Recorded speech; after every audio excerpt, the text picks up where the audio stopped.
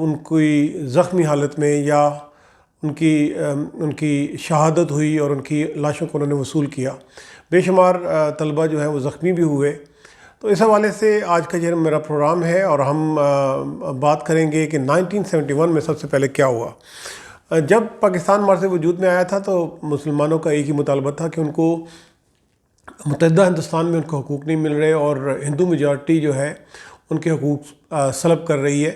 تو اس بنا پہ ایک نظریہ پاکستان کا کنسپٹ پیش کیا گیا اور اس کے بعد جو ہے ایسٹ پاکستان اور ویسٹ پاکستان میں مملکت خدا پاکستان مارز وجود میں 1947 14 اگست کو مارز وجود میں آیا. اس کے بعد یہ ہوا کہ ایک تو یہ دونوں جو حصے تھے وہ ایک دوسرے سے 1000 میل دور تھے. درمیان میں انڈیا جو کہ ایک ہوسٹائل ملک تھا جس نے کبھی بھی دل سے پاکستان کو تسلیم نہیں کیا.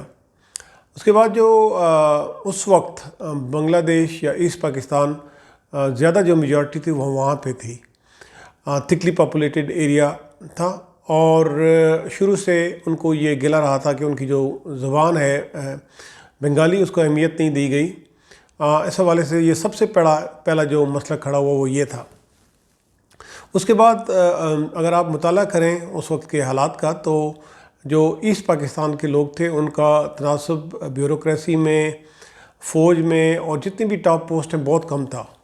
اگر آپ ریلوے میں دیکھیں کسی بھی حوالے سے دیکھیں تو ان کی نمائندگی بہت کم تھی اور اکثر یہ گلا ہوتا تھا کہ ان کو جو ہے ان کو کم تر شہری سمجھا جاتا ہے اور ان کے ساتھ اس طرح کا سلوک نہیں کیا جاتا جو کہ ایک برابر شہری کا ہے. اس کے بعد یہ سلسلہ چلتا رہا اور یہ مسائل جو ہے وہ بڑھتے گئے اور اس کے بعد پاکستان میں مارشل لا آیا ایوب خان کا. تو اس کے بعد یہ جو محرومی کا احساس تھا یہ وہ اور پختہ ہوتا گیا کیونکہ زیادہ تر جو ملٹری رولر آئے تھے وہ ویسٹ پاکستان سے آئے تھے اور ایسٹ پاکستان کی کوئی نمائندگی نہیں تھی.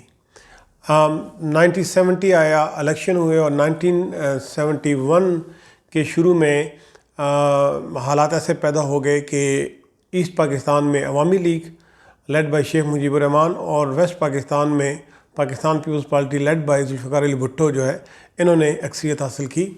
لیکن اوور آل میجارٹی جو تھی وہ عوامی لیگ کے پاس تھی اور جو یہ مس انڈرسٹینڈنگس تھیں ٹرسٹ ڈیفیسٹ جو ہے وہ بڑھتا گیا اور ایک صورتحال ایسے آئی کہ وہاں پہ ہنگامے شروع ہو گئے اور مسلم عوامی لیگ کو ایسا لگا کہ ان کے مینڈیٹ کو تسلیم نہیں کیا جا رہا اور جس بنا پہ بعد میں وہاں پہ فوجی ایکشن شروع ہوا جس میں کافی قتل عام ہوا, دونوں طرف سے زیادتیاں ہوئیں اور بالآخر 16 دسمبر 1971 کو پاکستان کی فوج کو ایک جو ہے شرمندگی کا سامنا کرنا پڑا اور پاکستان کی فوج نے ہتھیار ڈال دیے اور بنگلہ دیش کا قیام ایک ایز انڈیپینڈنٹ ساورن اسٹیٹ کے طور پہ آ گیا.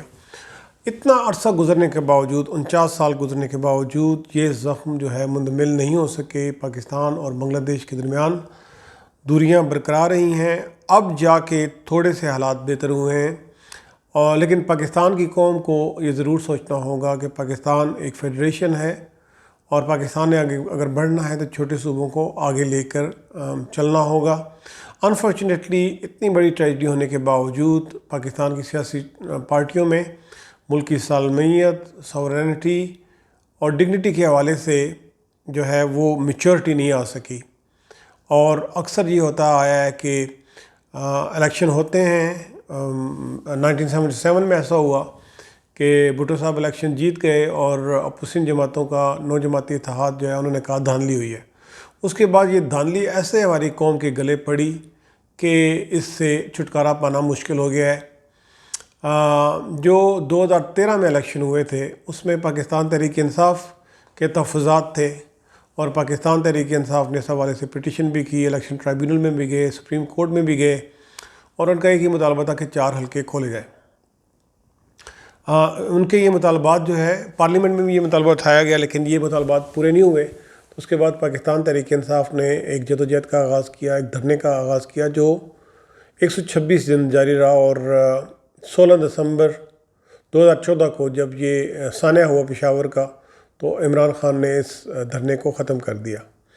2018 میں الیکشن ہوئے، پاکستان تحریک انصاف نے کامیابی حاصل کی، اور اب جو اپوزیشن پارٹیوں کا اتحاد ہے 11 پارٹیوں کا PDM، وہ یہ کہہ رہے ہیں کہ ہمیں اس الیکشن کے حوالے سے تحفظات ہیں، اس الیکشن میں دھاندلی ہوئی ہے۔ تو کہنے کا مقصد ہے کہ یہ جو مسئلہ چلا آ رہا ہے یہ ابھی تک حل ہوتا ہوا نظر نہیں آ رہا۔ جو نقصان جو سانحہ ہم نے 1971 میں دیکھا، کیا اس قوم نے اس سے کچھ سیکھا؟ مجھے تو نہیں لگتا کہ کچھ سیکھا ہے۔ ابھی تک جو ہے پاکستان سے ایسی خبریں آ رہی ہیں کہ انسٹیبلٹی کی طرف پاکستان جا رہا ہے۔ اپوزیشن حکومت کی بات ماننے کو تیار نہیں، حکومت اپوزیشن کی بات ماننے کو تیار نہیں، اور الیکشن ریفارمز کے حوالے سے جو تھوڑا بہت تعاون شروع ہوا تھا وہ بھی ختم ہو چکا ہے۔ پاکستان میں کنفرنٹیشن کی سیاست کا آغاز ہو گیا ہے۔ اب دیکھنا یہ ہے کہ کیا پاکستان اپنے آپ کو مزید سانحات سے بچا سکے گا، کیا پاکستان کے اندر دوبارہ جو ہے پولیٹیکل انسٹیبلٹی آئے گی، کیا PTI کی حکومت اپنی ٹرم پوری کر پائے گی، یا جو ہے ان کو یہ ٹرم پوری نہیں کرنے دی جائے گی۔ اس سے پہلے پاکستان پیپلز پارٹی اپنے 5 سال کا ٹینیور پورا کر چکی ہے، اس کے بعد پاکستان مسلم لیگ نواز 5 سال کا ٹینیور پورا کر چکی ہے۔ اس سے یہ پاکستان کے اندر سوچ پیدا ہو گئی تھی کہ پاکستان اسٹیبلٹی کی طرف جا رہا ہے، ڈیموکریٹک انسٹیٹیوشن سٹرانگ ہو رہے ہیں، لیکن حالیہ دنوں میں ہونے والی جو ڈیولپمنٹ ہے، جو کنفرنٹیشن ہے، اس سے یہ لگ رہا ہے کہ پاکستان دوبارہ اسٹیبلٹی کی طرف نہیں جا رہا۔ اگرچہ وزیر اعظم عمران خان جو ہے وہ کافی کانفیڈنٹ ہیں کہ ان کو کسی قسم کا کوئی تھریٹ نہیں ہے، اور انہوں نے ہمیشہ اپنے موقف کی سچائی کو بیان کیا ہے۔ دوسری طرف PDM جو ہے اپنے موقف پہ اڑی ہوئی ہے کہ انہوں نے اس تحریک کو آگے لے کے چلنا ہے۔